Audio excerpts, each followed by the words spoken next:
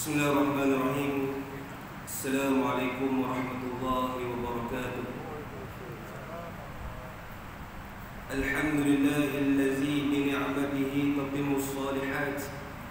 Segala puji bagi Allah Subhanahu wa taala dengan segala nikmat kebaikan menjadi sempurna. Alhamdulillah ala kulli hal. Segala puji bagi Allah Subhanahu wa taala di atas setiap keadaan. Alhamdulillah Rabbil Alamin. Segala puji bagi Allah Subhanahu wa ta'ala, Tuhan sekalian alam. Wassalatu wassalamu ala Rasulillah. Selawat dan salam ke atas junjungan baginda Rasulullah sallallahu alaihi wasallam. Allahumma salli ala Sayyidina Muhammad wa ala ali Sayyidina Muhammad. Nawaitu al-i'tiqaf fi hadzal masjid lillahi ta'ala liyufarriqu bainal 'adati wal 'ibadah. Sebelum kita mulakan pengajian, kita hadiahkan bacaan Al-Fatihah kepada junjungan baginda Rasulullah sallallahu alaihi wasallam, para sahabat, para tabi'in, para tabi'ut tabi'in, dan kita hadiahkan kepada mak dan abah kita sama ada yang masih hidup ataupun yang telah meninggal dunia. Al-Fatihah.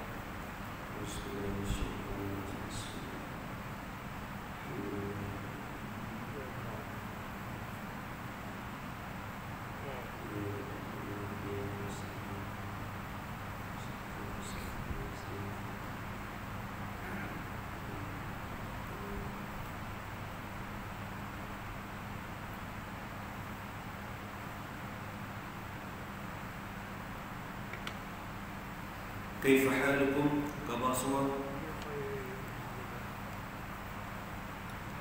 InsyaAllah pada malam ini kita meneruskan pengajian kita berdasarkan kitab At-Tibyan fil Adab Hamalatil Quran, panduan berinteraksi dengan kalam Allah Subhanahu wa ta'ala. Kita masuk pada muka surat yang ke-74, iaitu sunat membaca mengikut tertib susunan mushaf. Qala al-musannif, para ulama berkata pendapat yang lebih terpilih adalah membaca Al-Quran menurut tertib mushaf, menurut turutan kitab Al-Quran. Kita ada 114 surah. Jadi bermula dari surah yang pertama mengikut tertib sehinggalah surah yang terakhir, iaitu surah An-Nas. Surah yang ke-100 berapa? 114. Kita wajib tahu surah-surah dalam Al-Quran, sebab kita ni mengaku kita sebagai orang Islam, orang yang beriman kepada Allah Subhanahu wa ta'ala, wajib tahu berapa jumlah bilangan surah dalam Al-Quran, sebagai bukti sayang cinta kita kepada Allah Subhanahu. Benda basic tu, benda asas kena tahu. Baik. Para ulama berkata pendapat yang lebih terpilih adalah mengikut mushaf, dia mengikut tertib. Sebab itu kalau kita lihat rukun-rukun dalam rukun ibadat kita mesti ada tertib. Dia ada urutan. Sebab Islam ni kemas, Islam ni tertib. Bukan agama yang berterabur. Islam ni agama yang tersusun indah, tersusun rapi. Semua perkara dalam Islam itu mesti ada tertib. Begitu juga dengan kalam Allah Subhanahu wa ta'ala. Untuk menjaga adab kita dengan Al-Quran Karim, mestilah dimulakan, disarankan dengan saranan yang tertib. Maka dia membaca surah Al-Fatihah, dimulakan dengan surah Al-Fatihah, iaitu surah yang pertama. Kemudian surah Al-Baqarah, surah yang kedua. Kemudian surah yang ketiga, iaitu surah Ali Imran. Kemudian surah-surah yang seterusnya, surah An-Nisa dan surah seterusnya. Jadi dia mengikut turutan. Sebab itu bagi kita ni sebagai orang Islam, kita bermula dengan turutan. Kita dari kecil lagi kita baca Iqra. Kita mengikut turutan. Sepatutnya baca Al-Fatihah, tapi sebab kita ni masih lagi kecil, kita masih lagi belum mengenal huruf, kita diajar mengenal Iqra, nak kenal huruf-huruf tu, kemudian beralih kepada Muqaddam, kemudian barulah beralih kepada Al-Quran. Dan kita mulakan dengan surah Al-Fatihah. Jaranglah kita nak khatam Quran masa kecil dulu. Kalau kita kecil dulu, kita tak mengaji di surah yang ujung, kita akan bermula daripada surah Al-Fatihah sampailah surah An-Nas. Itulah tertib, itulah saranan, anjuran para ulama kepada umat yang terkini. Sama ada dia membaca dalam solat atau di luar solat, sama ada kita membaca Al-Quran ketika dalam rumah Allah Subhanahu wa ta'ala, ketika kuliah tak ada, kita tak bersembang, malah kita membaca Al-Quranul Karim. Seeloknya bila kita terdetik Allah pilih kita untuk baca Al-Quran dalam masjid, tuan-tuan, alangkah baiknya kita mulakan dengan surah Al-Fatihah. Itu yang sebaiknya. Ni nak ikut tertib ni. Bukan semua orang yang Allah pilih boleh baca Quran dalam masjid. Bila Allah pilih kita di kalangan kita ni mampu boleh baca Quran dalam masjid, kita ambil sebahagian ataupun kita ambil sebanyak mungkin peluang-peluang pahala yang Allah nak bagi. Tertib itu pun merupakan salah satu pahala. Penuh teratur. Mana kita baca Al-Quran itu dengan surah yang pertama, mulakan dengan surah Al-Fatihah secara adabnya, kemudian beralihlah kepada surah-surah yang lain. Yang penting mulakan dengan surah Al-Fatihah. Sebab itu apa-apa pun benda pun dalam muqaddimah majlis ilmu pun kita mulakan dengan surah Al-Fatihah. Kita nak berkati majlis. Dan sebab itu berceramah ke pengurusi majlis pun kita berkati majlis kita pada hari ini dengan umul kitab. Umul kitab ni asas kepada kita ni, umul kitab besar ni. Umul kitab ni maksudnya apa? Ibu segala kitab lah. Kalau kita ada ibu apa? Ibu negara. Dia tak sebut bapa negara. Ada sebut bapa negara? Jarang kita dengar. Tapi ni suruh bahasa je. Dia sebut ibu negeri Perak kan? Ibu negeri Perak kan? Asal ibu negeri Perak di mana? Di Taipei. Saya pun lahir 90, tahun 90. Saya pun baru tahu ibu negeri pertama Perak adalah di Taipei. Sebab saya buka ni di dua tajuk ni. Saya buka fail masjid, fail pendaftaran masjid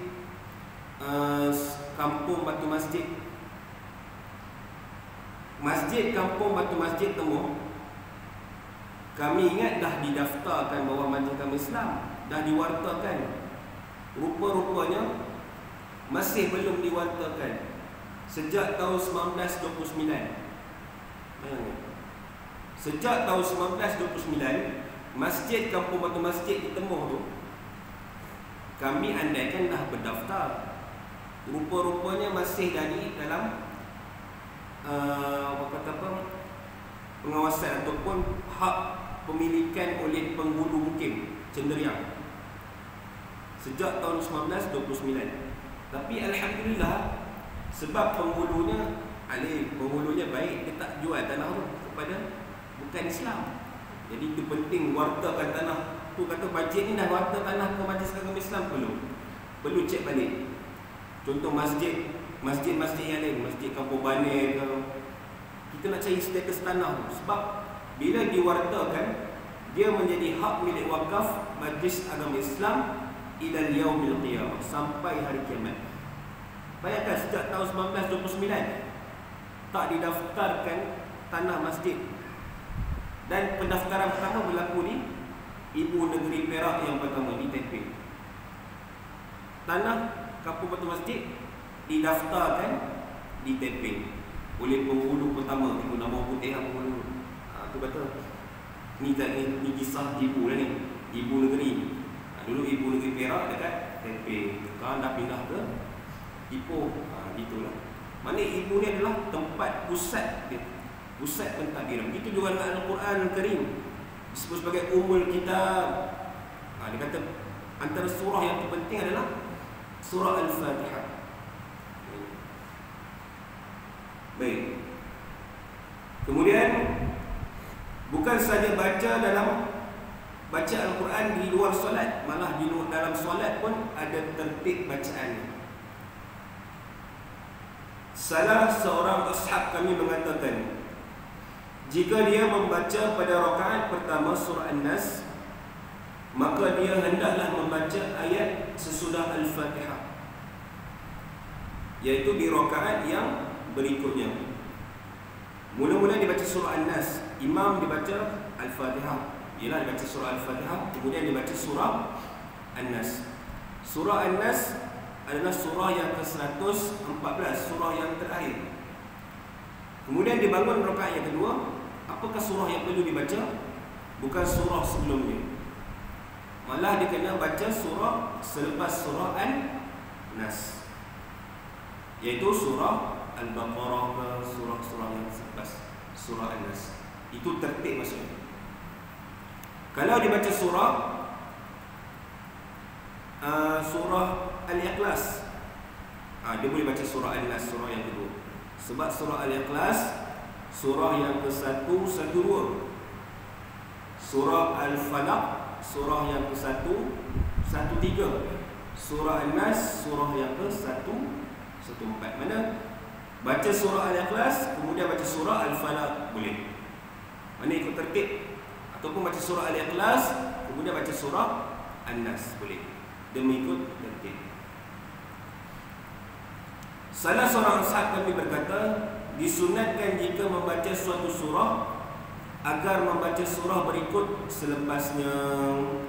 Ni ada setengah ashab ni, sahabat berkata, lebih baik seandainya kita membaca surah, contoh surah Al-Ikhlas, dia tidak melangkau kepada surah An-Nas, tetapi bacalah dulu surah Al-Falaq, surah yang ke-112, kemudian beralih kepada surah ke-113.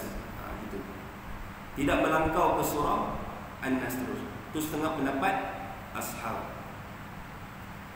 Dalilnya ialah tertib mushaf dijadikan demikian kerana mengandungi suatu hikmah. Maka patutlah memeliharanya, kecuali sesuatu yang telah ditentukan oleh syarak yang merupakan pengecualian, seperti solat subuh pada hari Jumaat. Kalau hari waktu yang lain, begitulah kaedah.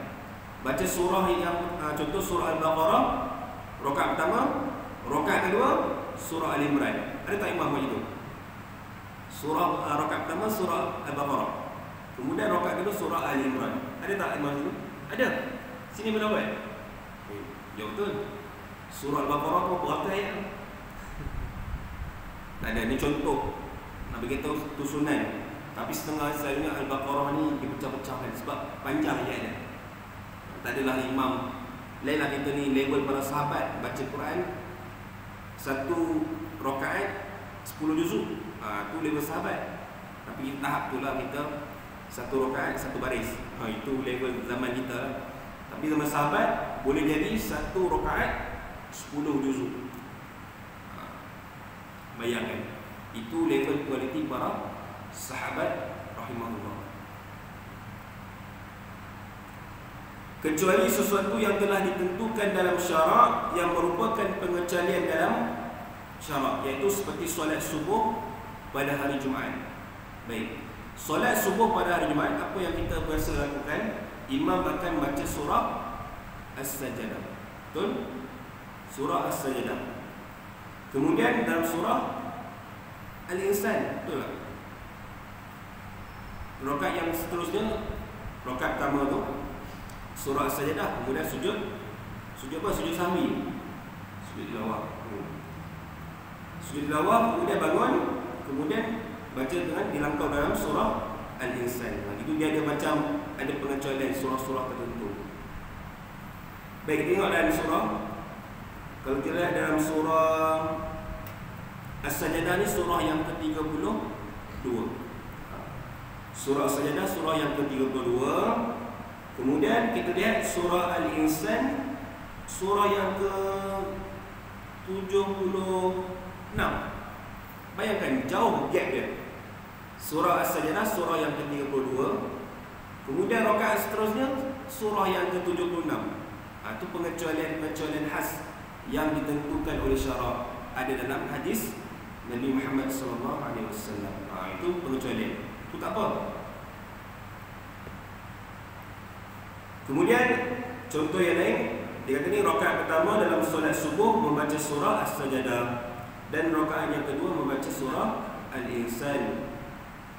Kemudian contoh yang lain dalam solat sunat hari raya, pada rakaat pertama membaca surah Qaf, dan rakaat kedua membaca surah Al-Qamar. Itu pun jarak-jarak surah yang mempunyai jarak, tidak surah yang berturutan selepas itu.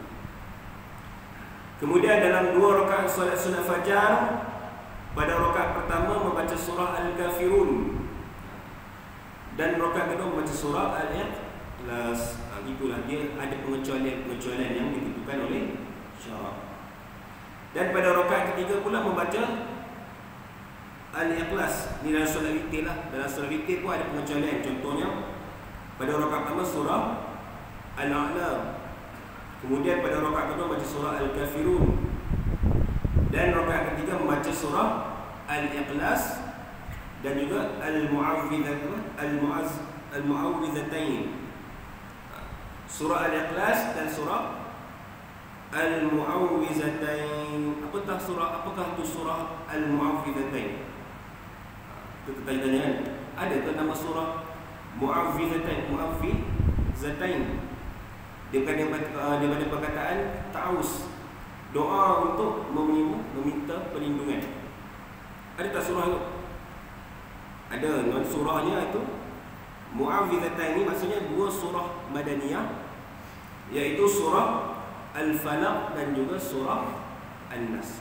Itu masuk surah Mu'awwidhatain. Maksudnya daripada perkataan ta'awuz, dia meminta pertolongan, meminta perlindungan Allah Subhanahu wa taala.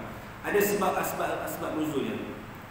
Kalau ada jemaah sini yang menghadiri kuliah semalam, kan, kalau kita ingat kuliah semalam di Masjid Abu Hurairah.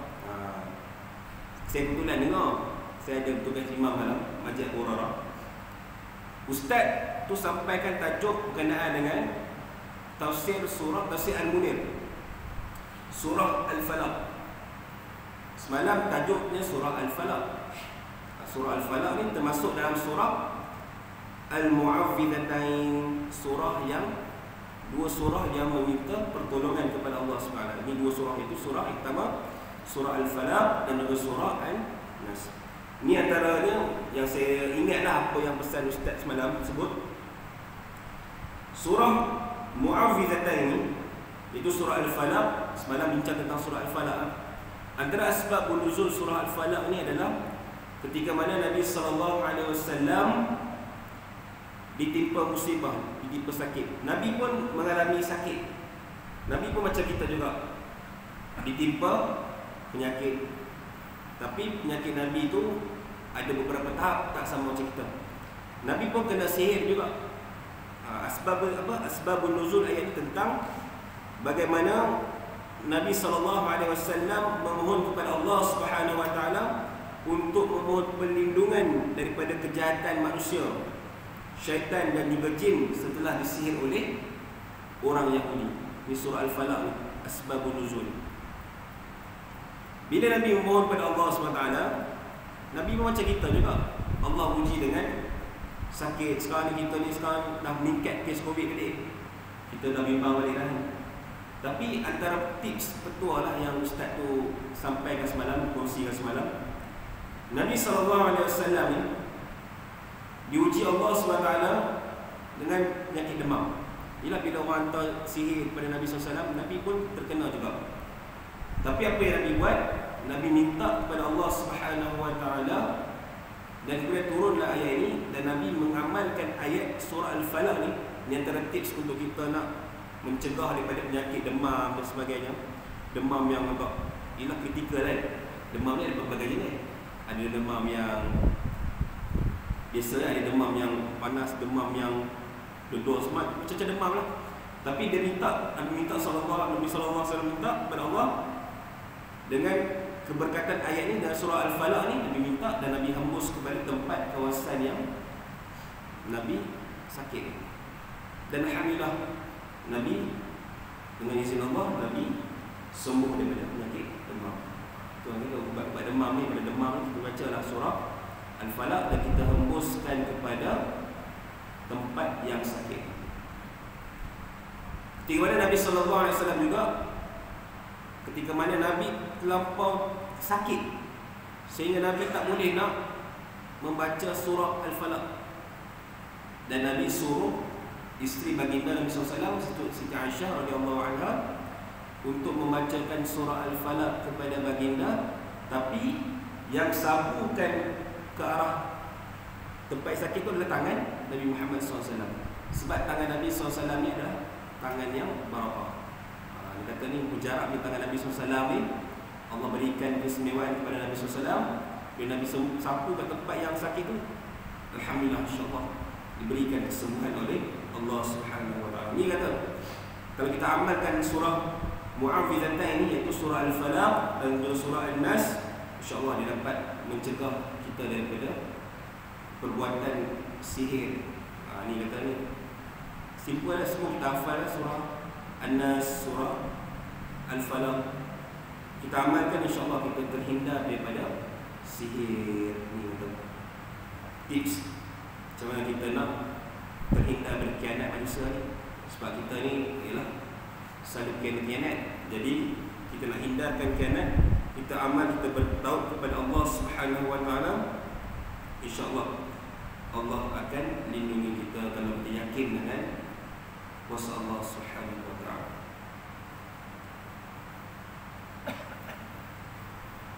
Kemudian sekiranya tidak berurutan dengan membaca surah yang bukan surah berikutnya atau menyalahi tertib, adakah dibenarkan ni? Dan membaca satu surah kemudian membaca surah sebelumnya.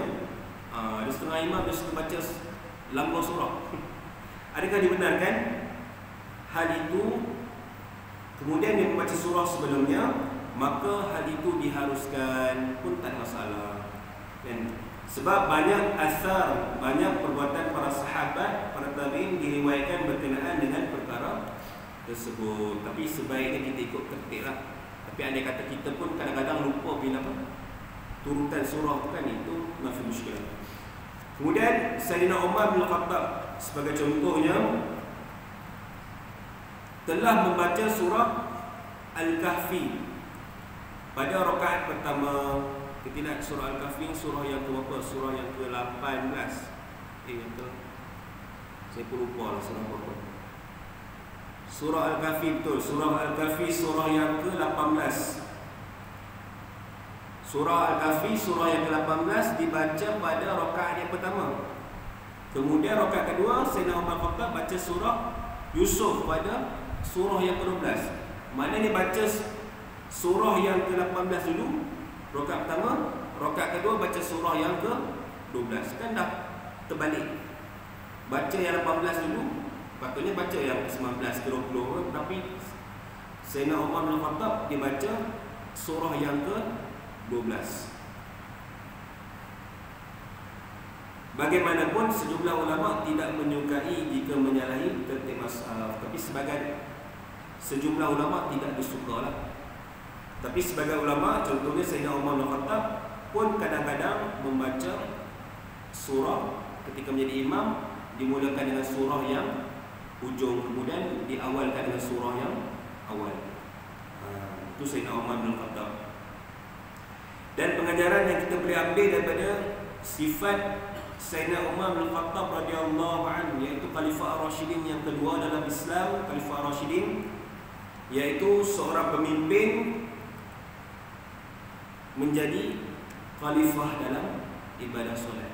Itulah kualiti para sahabat, menjadi khalifah, menjadi pemimpin di kalangan masyarakat, berusaha sedaya upaya menjadi pemimpin juga di dalam solat. Sebab itu di kalangan kita kalau nak jadi pemimpin, kan sekali dah dekat PRU kan, kita nak kat pilihan raya umum ni, sini ada wakil rakyat, ada yang nak bertanding. Kalau tuan-tuan nak bertanding, boleh kita tunjukkan bakat kita jadi seorang imam. Tak adalah jadi imam ni carilah masjid lain. Imam sini dah penuh orang. Kan maksudnya kita bukan kata syarat nak jadi pemimpin imam, tapi bila kita lihat bagaimana perwatakan sahabat Nabi SAW menjadi imam, automatiknya layak menjadi seorang pemimpin. Kalau dia berjaya memimpin jemaah dalam solat, apatah lagi dia berjaya memimpin jemaah dalam masyarakat. Itulah antara akhlak sahabat Nabi SAW. Kemudian diriwayatkan oleh Ibnu Abi Daud daripada Al-Hasan bahawa dia tidak suka membaca Al-Quran kecuali menurut tertibnya dalam mushaf. Ni Imam Ibnu Abi Daud. Dia suka baca Al-Quran mengikut mushaf. Ini adalah setengah ulama dia baca Al-Quran mengikut mushaf, setengah ulama dia baca tidak mengikut mushaf. Dia ada pendapat, dia ada khilaf nampak, kau dia buat khilaf. Dan dia meriwayatkan dengan isnad yang sahih daripada Abdullah bin Mas'ud bahawa dikatakan kepadanya, si fulan yang membaca Al-Quran secara terbalik susunan surah, bagaimanakah pendapatmu? Abdullah bin Mas'ud menjawab, orang itu terbalik hatinya. Tu keras sikit lah, kan, Abdullah bin Mas'ud punya pendapat. Tapi itu adalah pendapat sahabat, bukannya kata dia banyak benda khilaf. Khilaf ni adalah hadiah kepada umat Nabi Muhammad SAW. Janganlah kita bergaduh tentang perkara khilaf. Sekarang ni kita banyak bergaduh tentang perkara khilaf. Saya pun pelik buka Facebook, buka TikTok pun. Kan ustaz pun kena buka TikTok. Jangan salah faham, bukannya nak joget tu. Tapi kadang ternampak je benda-benda joget tu. Tapi kita tengok banyak ceramah sekarang ni di-upload dalam TikTok, dalam Facebook. Bila buka-buka je ada video tentang perbalahan di kalangan ustaz-ustaz ni, tentang isu bab khilafiyah aja. Isu bab tahlil, bab yasin, bab apa ni? Bab khilafiyah. Benda-benda yang khilaf, benda-benda yang bab kunut, sampai kita berkelahi. Ini sekarang ni agak kritikal lah. Yang ustaz di pondok sana kelabah dengan ustaz-ustaz di geng-geng profesor ni. Kita pun dah jadi keliru. Bila kaji kita jadi keliru, kita pun tak tahu mana tu nak ikut. Orang yang tak suka beribadat, yang suka bermalas-malasan dalam ibadat, dia akan ikut pandangan yang paling ringan. Saya tak kata pandangan itu salah, tidak. Tapi kita nampak kecenderungan tu. Orang yang macam halabalai dalam ibadat, dia akan ikut pandangan yang paling ringan. Dia akan cari ustaz-ustaz, ulama yang paling ringan. Ulama-ulama Wahabi lah, dia kata ringan. Maksudnya sini kalau ada Wahabi, minta maaf. Saya tak erti nak berdebat. Kan? Tapi saya kata saya memang tak suka lah Wahabi ni. Kenapa? Sebab dia memecah belah kan masyarakat kita ni. Dia kata semua tu tak boleh, kan? Yasin malam Jumaat tak boleh. Tak apalah kita buat kuliah, kan? Patutnya malam ni baca Yasin, kita buat kuliah, tak ada masalah. Hari ni minggu depan kita baca Yasin, kan? Majlis ni bagus, dia fleksibel. Malam ni kuliah, hari Khamis malam Jumaat. Minggu depan kita buat tahlil peringkat daerah Tapah, kita tahlil pula. Baca Yasin peringkat daerah Tapah, kita fleksibel. Kita boleh belaka. Itulah pegangan dari Sunnah wal Jamaah. Kita tak terlampau taksub, kan? Dia kata kita ni, kita tak macam, tengok, kita tak macam akhlak para sahabat, para imam-imam ketiga mana. Bila berkenaan dengan isu bab khilafiyah, mereka ni menghormati antara satu sama lain, kan? Lihat mudahlah, kita lihat Imam Sudais, Imam Masjidil Haram. Kita lihat di Masjidil Haram, kita pernah buat kunut tak? Tak pernah buat kunut. Kita kalau mengerjakan umrah pun kita tak pernah buat kunut. Tapi bila masa Imam Sudais, Imam Rahman Sudais datang ke Masjid Al-Istiqlal di Indonesia. Masjid Al-Istiqlal di Indonesia ni masjid berfahaman mazhab Syafi'i, adalah kunutnya. Jadi bila mana Imam Sudais dijemput di Pelawar menjadi imam solat, dia buat tak? Ni, kunut. Buat. Imam Sudais buat kunut. Imam Sudais baca mulakan solat dengan menjaharkan bismillah, menjaharkan basmalah tu. Jadi itulah akhlak sebenarnya seorang imam, seorang ulama. Dia meraihkan keberadaan adat ataupun ibadah masyarakat setempat. Itulah akhlak seorang ulama. Bukan mencari kesalahan, bukan mencari pergaduhan, melanggar perintah Allah Subhanahu wa taala yang Allah sebut dalam surah Al-Hujurat, surah yang ke-49 ayat yang ke-10. Bismillahirrahmanirrahim.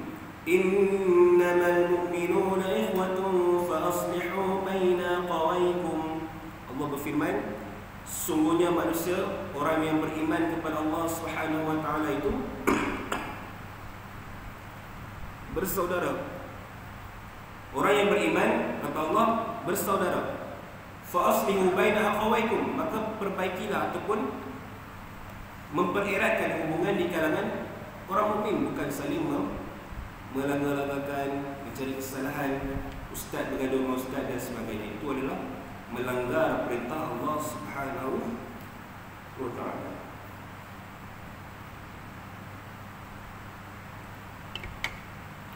Baik. 5 minit.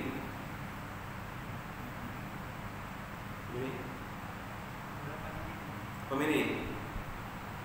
Lama lagi.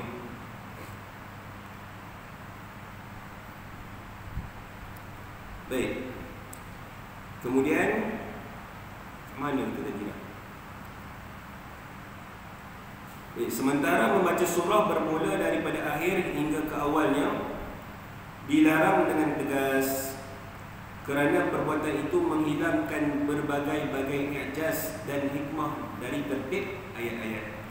Dan sebagai ulama sebut, bermula daripada akhir hingga ke awalnya, kita bermula dengan akhir surah, kemudian kita berpatah balik ke awal ni, dilarang dengan tegas, sebab dia akan menghilangkan i'jaz Quran.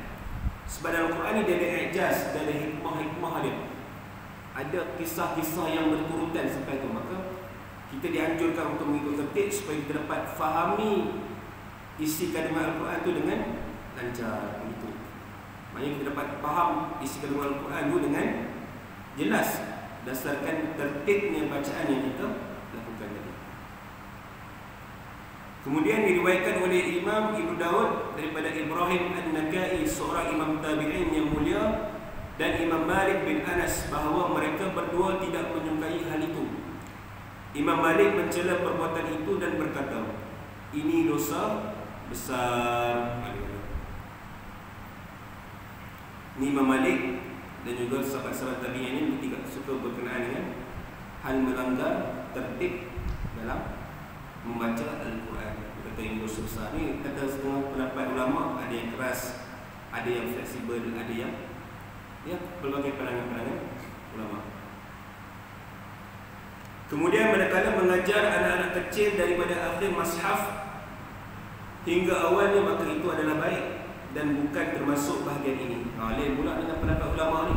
Dia kata kalau nak mengajar kanak-kanak, mana boleh mengajar daripada surah yang panjang, itu surah Al-Baqarah. Kalau kita baca muqaddam, kita mulakan dengan apa? Surah juzuk amma, kita sebut sebagai juzuk amma, surah-surah yang ringan. Tapi surah ringan itu berada pada hujung surah, maka itu dibenarkan. Itu kata ni sebagai pendapat ulama ni, kalau untuk ta'adib, untuk pembelajaran, maka dia dibenarkan. Kata ni setengah pendapat ulama yang agak ringan sedikit. Tapi itu untuk kanak-kanak. Tapi macam kalau kita ni, macam kanak-kanak juga baru nak ngaji. Dulu masa muda-muda tu tak sempat nak ngaji, bukan tak ngaji, tak ada waktu nak ngaji. Jadi dia waktu sekarang lah, waktu ada ngaji. Jadi macam kanak-kanak lah, dikiaskan macam kanak-kanak jugalah, kan? Cuma bezanya umur je lah bezanya. Jadi tak apalah, kita mulakan surah-surah yang ringan, juz amma. Kalau kita mula dari surah apa? Kalau kita mulakan dengan surah-surah yang panjang, kan, dia mungkin akan jadi masyaqqah bagi kita. Sebab kita nak bermula daripada surah yang ringan tu, baru barulah kita boleh, dah mahir, barulah kita beralih pada surah-surah yang panjang. Itu kaedah belajar. Itu juga kalau umur kita baru mengulang ataupun baru membaca Al-Quran ketika usia yang lewat, maka kita dibenarkan untuk membaca surah-surah yang berada di ujung. Sebab kita nak pahala, tuan-tuan. Sebab takut nanti bila kita mengaji dengan ustaz ni, kita baru pegang Quran, umur 60 baru pegang Al-Quran, kan? Alhamdulillah, ala kulli hal, di penghujung usia tu Allah bagi hidayah kepada kita untuk baca Quran. Itu lebih baik daripada kita masih lagi tidak mengenal Al-Quran, kan? Biarlah di penghujung usia tu, walaupun besok kita dah nak meninggal, hari ni Allah bagi peluang baca Quran, itu lebih baik bermakna kita tak diberi peluang langsung oleh Allah Subhanahu wa taala untuk membaca, mengenali kalam Allah Subhanahu wa taala.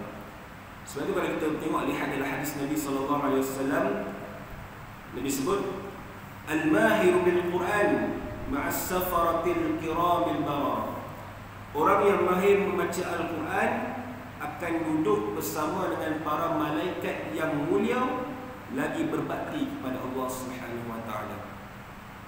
Mungkin ia beri semangat kepada kita ni yang belum mahir membaca Al-Quran untuk segera mahir.